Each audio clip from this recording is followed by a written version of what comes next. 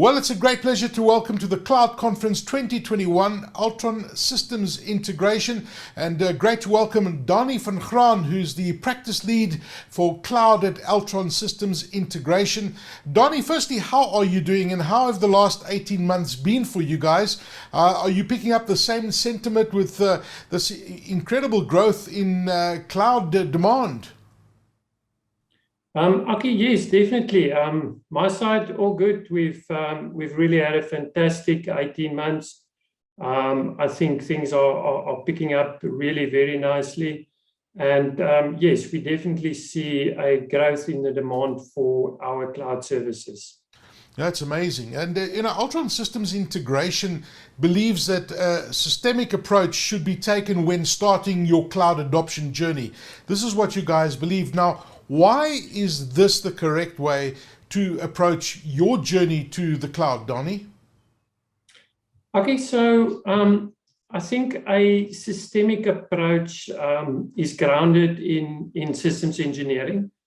And systems engineering has over decades formed the basis for many successful implementations of complex business and information systems. If we look at the definition of systems engineering, so systems engineering focuses on how you design, how you integrate, and how you manage complex systems across their life cycles. So Right. systems engineering and a systemic approach ensures that all aspects of a system are considered and integrated into a whole. And as we know, today's business and IT environments are complex, interconnected systems, and therefore require a proven methodology or a proven approach to handle the changes that is required to make our journey to the cloud successful. Today, cloud is a critical component of almost every organization's bigger business and IT ecosystems. In other words, your cloud journey has turned into a problem that needs to be solved through a systemic approach, where you look at the different parts and where this concept of systemic or systems engineering and thinking principles should be applied. Okay, well, that makes complete sense, and it's a very logical approach from the sounds of it. And just listening to you and talking to some clients that I've interacted with, they haven't taken that approach, and this is where they come across hurdles when they really start evolving to the cloud in a more aggressive manner. So really, it's an intelligent, systematic approach which makes complete sense. Now, there's an incorrect assumption by many organizations, Danie, that the journey to the cloud should result in all their processes and data being cloud-based. Why is a hybrid-based approach superior to this way of thinking? Okay, so if you look at Gartner, they're predicting that by 2025, we will see 30% of workloads being on-premise. We will see another 30% on edge locations. And then lastly, we'll see about 40% in public cloud. So this will ultimately lead to a hybrid environment that requires integration between different platforms that should all be considered. So if all parts of this hybrid ecosystem are not managed as a whole, it may lead to performance, it may lead to service management, security, or even cost management challenges. All right, so okay. But it's interesting you're saying that the hybrid approach, it's really where it's going, isn't it? I mean, Gartner's been predicting this. You guys are understanding that this is where the cloud environment is going to be very much a hybrid cloud environment. Now, could you please explain to me what a workload placement strategy is, and specifically why it's important in the context of systems engineering, as you discussed earlier? Yes, so as mentioned, it is in the context of systems engineering that we believe an approach should be taken that will ensure all parts or components of your current and your new environments are considered during your journey to the cloud. We therefore believe that a workload placement strategy is required that will ensure that the right workloads end up in the right architectures. So a workload placement strategy that considers the bigger ecosystem and details three things. So firstly, where the applications and the data assets should reside in or within these various systems. Secondly, you must take into account all system interdependencies to ensure for the most optimized cost and performance efficiencies, and these are achieved. And lastly, you need to ensure that secure and compliant operations within the larger business environment happens. So your workload placement strategy should be implemented where you take into consideration all the moving parts of your current system. Yeah, that's quite interesting. Would you say that's probably the most important approach to take? Or one of them? I guess there's a few. Yes. I think it's very important that we architect our systems going forward and that we have a clear workload placement strategy in order to, before you start this journey on the cloud, that you actually consider through sound engineering and architecture principles that you actually decide which workloads should go.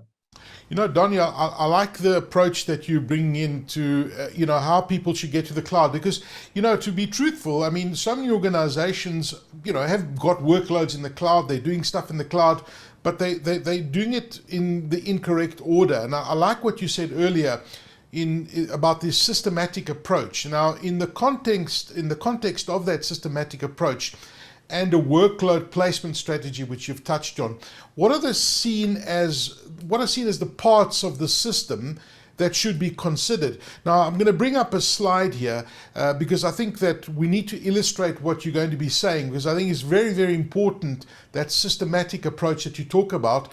And secondly, can you also explain these parts that are on the slide right now? Okay, we've identified 8 key parts or components. These are business drivers, cloud economics, people and culture, applications and infrastructure, your cloud operating model, AI and automation, and then data, which we believe sits at the center of it all, and lastly, security. So it's very important that we consider all these different concepts and aspects before starting to go onto your cloud journey. So if we take them one by one, if we look at business drivers, here we're looking at things like faster time to market, cost savings, agility, innovation, improved customer experience, and increased revenue. So many cloud projects has failed due to the fact that they are driven from an IT-only perspective. And the business drivers are not considered. One must remember that cloud is mostly a business decision. So organizations often want to take their business to the cloud, a kind of an all-in approach. So instead of bringing the cloud to the parts of your business where it would make most business sense, there will be scenarios where it makes sense to stay on premise, or maybe in a private cloud, or one may even consider an edge location. Now, these options cannot be ignored.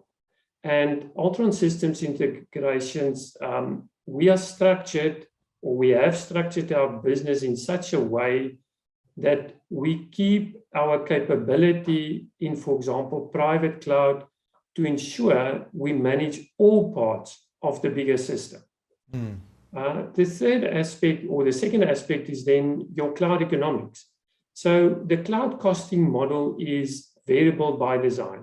If we do not manage our cloud environments as such, we will lose out on one of the most important benefits of cloud, which is this flexibility.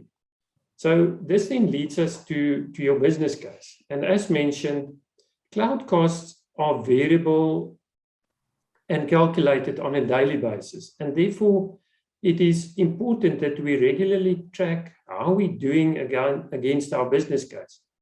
If the cloud providers are billing daily, so should we track our costs in the same way? Secondly, you must consider the trade-off between improved agility and customer experience versus your possible increase in cloud infrastructure costs during the initial phases of your cloud journey. You need to look at this trade-off and decide, is, for example, improved customer experience not worth more over the longer term than an initial increase in costs? So we call this initial increase in cost a migration bubble. So during the initial stage of your cloud journey, duplication of infrastructure and cloud costs may be a reality, and you may incur those additional costs. Now, one has to then rather look at the medium term, where your total cost of ownership will start showing savings to compare to your current platforms, and on the longer term, optimization benefits, which is a reality in cloud, will outplay the current cost or the cost of the current deployments. So we cannot simply compare cloud and infrastructure cost on a like-for-like basis. It's important that we look at it in the light of these aspects which I've just discussed. Then the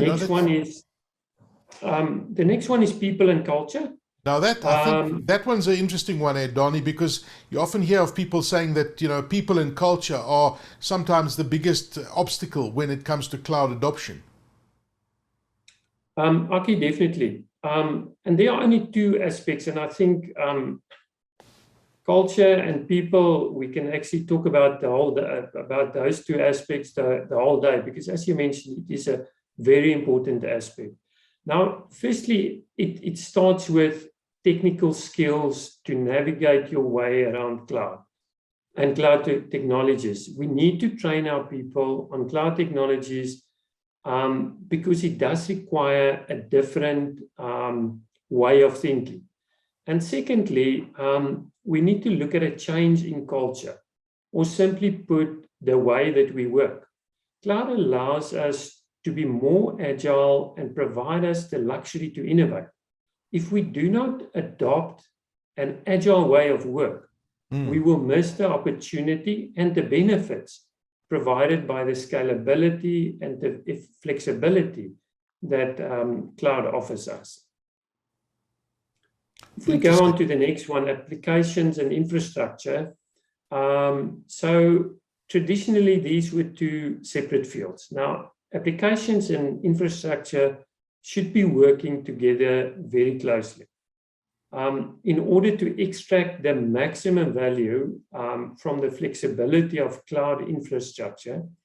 And I think it's important this, remember, this is directly related to cost. So your applications and that flexibility relates directly to your cost. And we need to architect systems in a different way.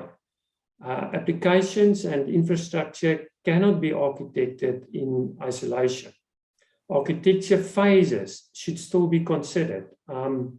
DevSecOps principles allows you to develop, integrate, and deploy in an agile way. And these should be considered when designing your applications and your infrastructure during your cloud journey. The next one is around your cloud operating model. So cloud provides a level of flexibility which we did not have previously. So it allows us to react to changes in operational requirements quite quickly. We need to use this benefit and apply things like continuous optimization and right-sizing. And it becomes part of our daily operations. So cloud is requiring a new operating model, not a destination where you want to take your business at all costs. You need to think differently when you operate in the cloud. Okay, so you need to rethink the way you approach your IT within your organization, especially when you're moving towards the cloud. It's a different beast, and I think the scalability and the agility that you spoke about is also very, very key. What's number 6, Danie? The sixth one is around security. So security is at this stage rated as one of the top concerns when organizations decide to go to the cloud. Security must be a consideration during every step of your workload placement strategy and designed into every solution. DevSecOps has security at its core and therefore cannot be ignored. So security, a very important aspect. Very much so, and I think also it's also critical. It's misunderstood as well. People think it's in the cloud, it's secure, but you've got to take all the other precautions in place. And the final point, Danie? There are actually two aspects. The one being AI and automation. Now, we've seen advances in technology through the use of AI and automation are well known in driving the move to the cloud. I mean, we've seen that happening over the last couple of years. And then very closely related to that is data, which is another key part of cloud ecosystems.